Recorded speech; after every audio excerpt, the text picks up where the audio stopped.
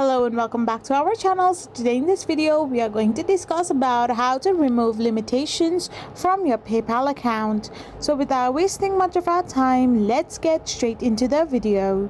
So for this, simply tap open your PayPal account, and once you have tapped open your PayPal, all you gotta do is simply go and navigate your profile, which is on the top right hand side of the corner.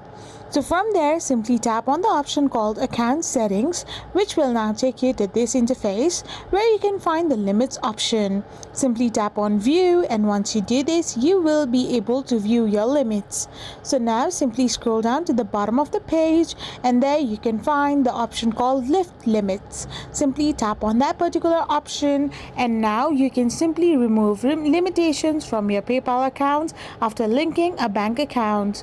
I hope you found this video helpful, so don't forget to hit that subscribe button and to give us a thumbs up. We will be back again with more informative videos like this. Till then, thank you for watching and stay tuned for many upcoming interesting videos like this.